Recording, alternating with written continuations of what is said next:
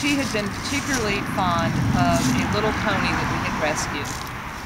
That she, as a baby, would even leave her mother to go join her on the other side of the farm, complete opposite side. What do you call her, the pathetic? Petting pony. Pathetic Because pony. she was so pathetic and so immobile that she couldn't hurt a flea.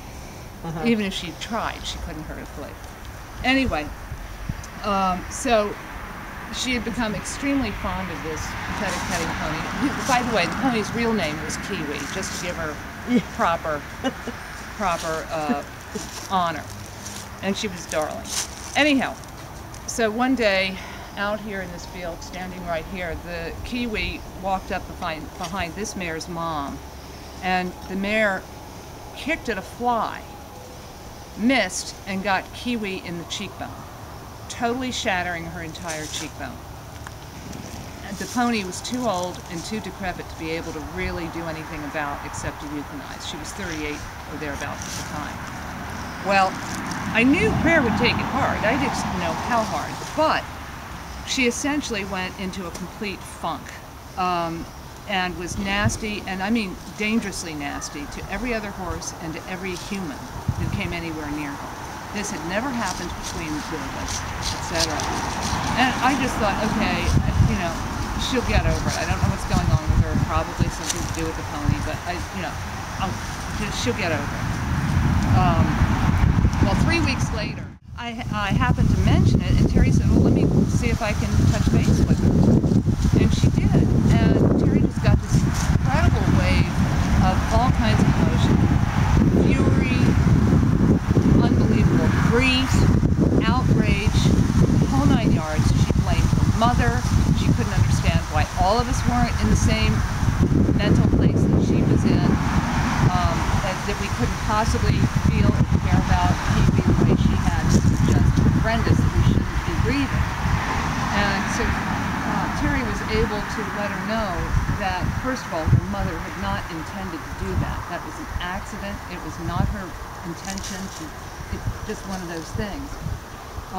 And then also to let her know that Mother and I were every bit as upset about it, had been equally horrified, but we couldn't do anything to save Kiwi. And you spent about half an hour talking to her.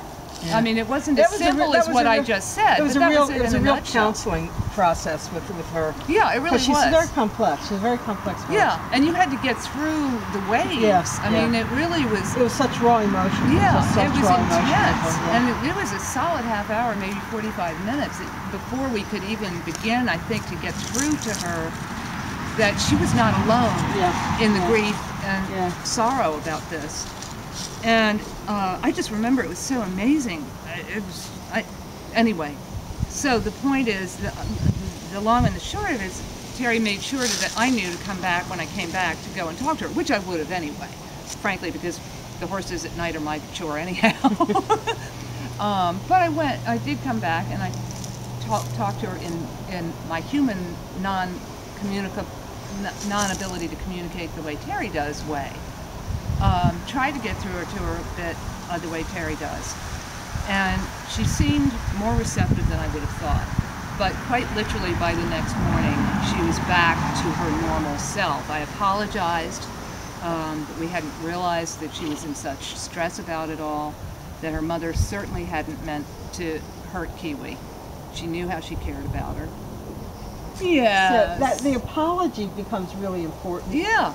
Really important. And it was, and I apologized to her, and I made Mother come down and apologize to her too. Yeah. Well, because she thought neither of us cared. Right, thought nobody in her life cared, nobody in her world cared. Pretty amazing girl. Yeah, she is. She really is an amazing girl. And she's a wonderful teacher. Especially, I mean, for me, it was about the complete complexity of her. I mean, I know what a rich emotional life animals have, but the complexity of hers was beyond anything that I had dealt with before. Yeah, and there were so many emotions going on. Yeah, and that level of rage and and there was real rage in it. Yeah, there was real rage but I don't know whether it was grief driven rage. It was grief driven rage. Yeah, and Well, I think up Prayer, would you tell me if I'm right? Up until then, Kiwi was the only horse or pony or four-legged equine on this property that she felt a real connection to. Now, you beat up on Kiwi up there. I know you were practicing your herding. You were a little rough, you'll have to admit. She didn't think she was right. Yeah, you were.